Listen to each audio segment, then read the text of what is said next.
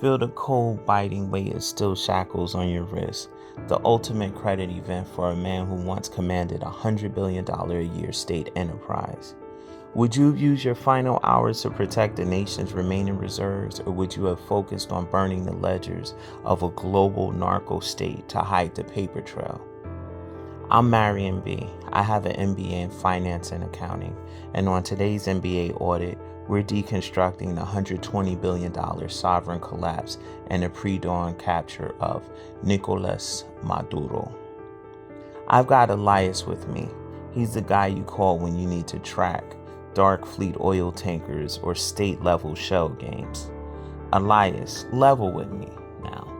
How does a guy go from literally driving a city bus, we're talking about Maduro, he drove a city bus, to overseeing a 75% GDP wipeout and having a $50 million price tag on his head? Honestly, Marion, it's a masterclass in value destruction.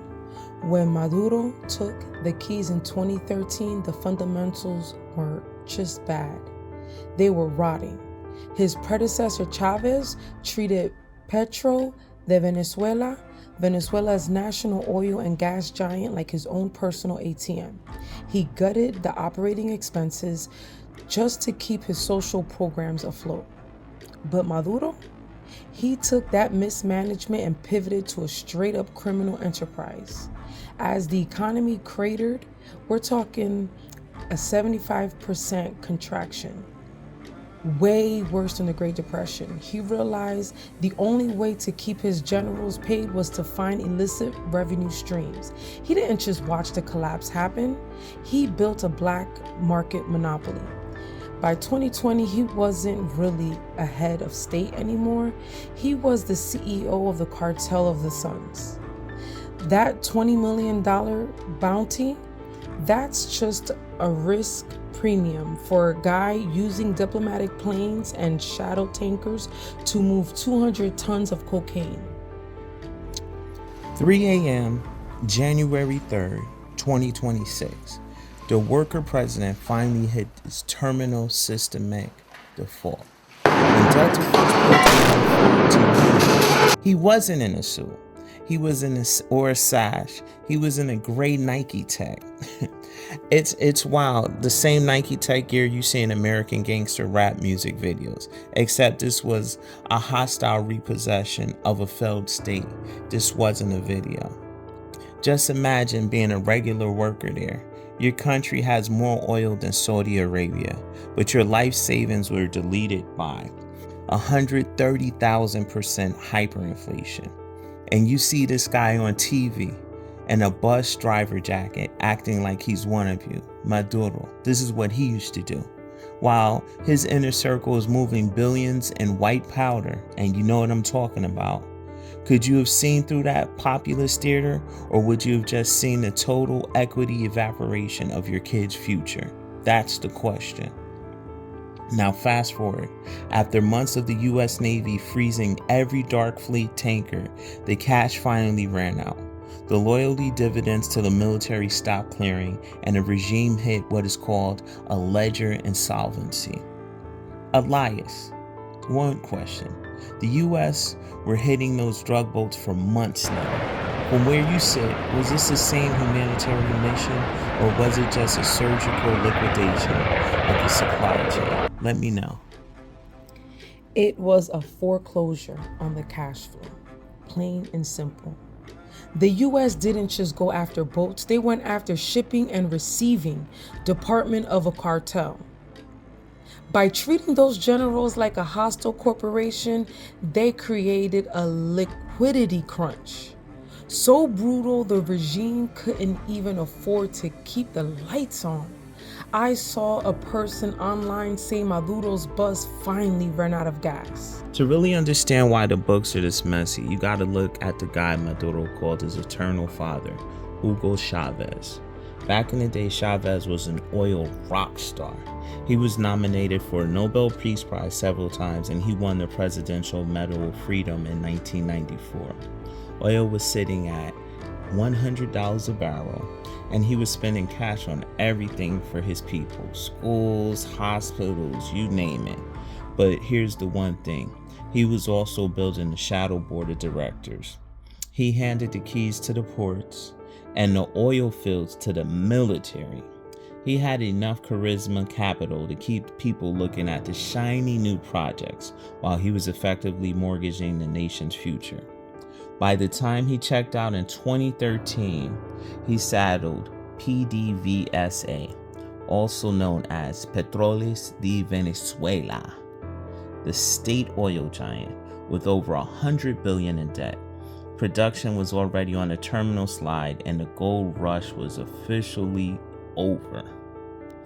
Elias. When Maduro took the wheel, he didn't have that Chavez charm. He definitely didn't have the $100 oil. How do you keep the doors open when the economy is shrinking by 71%?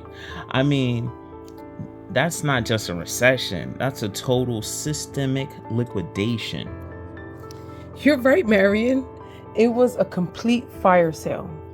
Maduro realized he couldn't buy hope anymore, so he bought a machinery of repression instead. While Chavez used oil to fund social missions and make his people smile, Maduro, on the other hand, used the leftovers to fund the Fuerza de Acciones Especiales, FAES. These guys were basically black commandos, masked up, driving unmarked black pickup trucks, rolling into the barrios to take anyone out who raised a voice. They got rid of young men who stood up and made a scene because they were starving. While the average Venezuelan was losing 24 pounds on what they sadly called the Maduro diet, this is the period when there was so much poverty. The average Venezuelan lost 20 plus pounds from starving. Maduro was caught on camera at the Salt Bay restaurant in Istanbul, while his people were suffering with no end in sight. He's there puffing a fat cigar and slicing a $250 gold flaked steak. That's kleptocratic extraction in a nutshell. The CEO is feasting on the corporate card while employees are literally eating out of the dumpster. Terrible but true. Wow, that's terrible. I wish it wasn't true. Oof. It's not just about steaks and cigars, though. It's the sheer arrogance of the inner circle. I was looking at the Narcos Prinos case, Maduro's drug nephews, Elias and Francisco. This sounds like something out of a bad mob movie. How did Maduro's own family get caught in a DEA sting? It was arrogance, Marion.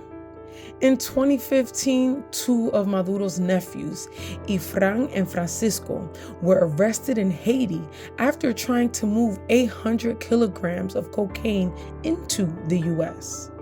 We're talking about $20 million worth of products. And here's the kicker. They were caught on tape boasting that they could literally use the presidential hangar at the Caracas airport to ship the loads. They literally thought the presidency was their personal shipping and receiving department.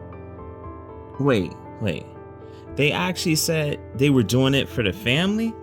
Direct quote, Marion. They told the informants that cash was needed to help the family stay in power during the 2015 elections. It's the ultimate fiduciary breach. They weren't even trying to hide it. They had Venezuelan diplomatic passports and were accompanied by military personnel. They were sentenced to 18 years in a U.S. prison, although Maduro eventually traded them back a prisoner swap in 2022. But for the audit, that case was the blaring sign that the Venezuelan state had officially merged with the cartel of the Suns. So wait, it wasn't a government anymore. It was a family-run logistics firm for the FARC and the cartels. That explains why the US didn't just stop at the sanctions. They started treating the whole regime like a hostile corporation. It's sickening. The UN didn't even mince words. They called the FAES a state-sponsored extermination group. They got them linked to over 1,600 extrajudicial killings. But Elias, these guys were just keeping the peace? Or were they muscle? Were they the muscle for the cartel of the Suns, or keeping the peace? Neither. They were the security department for the drug trade, Marion. Plain and simple. Their job wasn't to crack heads at protests. It was to clear the logistic lanes for the military to move multi-ton shipments of cocaine. When the International Criminal Court, the ICC, started asking questions in 2022, Maduro played a classic corporate shell game. He dissolved the FAES and rebranded them as Dirección de Acciones Extranjeras y Tácticas, the DAET. It was a total joke. It was the same killers, the same black masks, the same rifles, and just a different acronym on the patch to dodge the ICC. By the time the Operation Absolute Resolve paratroopers hit the ground on January 3rd, the cartel of the Suns wasn't just a corruption ring. It was a foreign terrorist organization running a shadow country. The audit was over and the repossession has begun. Notice the shift in the atmosphere on the night of July 28, 2024. The air in Caracas was thick with the scent of cheap diesel and electric static of a nation on the verge of a sovereign rebirth. This was supposed to be the moment of the Great Correction. This was the final electoral logic failure. For decades, the regime had used democracy as a decorative veneer, a prestige parasite that lived off the legitimacy of international recognition while hollowly sucking the life out of the national ballot box. But in 2024, the math finally broke the machine. During the 2024 election between Maduro and Gonzalez, Gonzalez won. Despite a landslide victory for Gonzalez, this was so overwhelming that it could be seen around the world. The regime's tally sheets became a work of total fiction. Maduro didn't just tip the scales, he threw the scales into the river and declared a result that defied every law. The BBC publication headlines described it best. Gonzalez forced to accept Maduro's win. This win was given in exchange for asylum to Spain or suffer the consequences. Maduro refused to let Gonzalez win, turning the presidential palace of Miraflores into a fortified bunker for a defunct executive. Elias, that voting day was staggering. We aren't just talking about a few disputed precincts. Gonzalez's side, led by the iron-willed Maria Corina Machado, who will later be awarded the Nobel Peace Prize for this very effort, managed to do the impossible. Her teams physically collected and scanned 80% of the paper tally sheets from the electronic voting machines.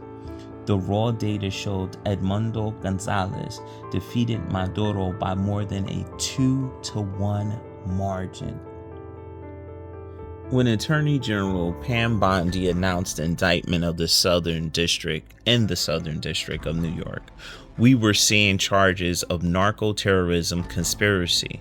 Is this a legal clawback of the $50 million bounty? Exactly. This is the clawback of the century. The U.S. isn't just taking the man.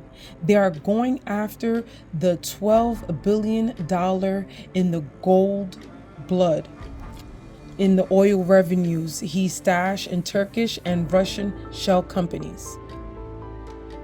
Maduro's biggest mistake was thinking his dark fleet was invisible. He didn't realize in the age of satellite forensics, there is no such thing as a hidden ledger. You mentioned the FAES Black Commandos. Did they put up a fight when the extraction force arrived at the compound? Not a chance, Marion. When the F-22s took out the anti-aircraft batteries at La Carolata, the machinery of repression folded. It turns out that when the cartel of the Suns realizes the company is bankrupt and the U.S. Navy is at the door, loyalty evaporates. Those guys likely dropped their rifles and ran. But let's talk about the biggest line item on the sheet. Maduro and his wife, Celia Flores, are in custody now. But what happens to the 7.7 million people who fled? That's 25% of the country's human capital living in exile. Can a nation even recover from that? Millions of doctors, engineers, and teachers who became economic refugees overnight.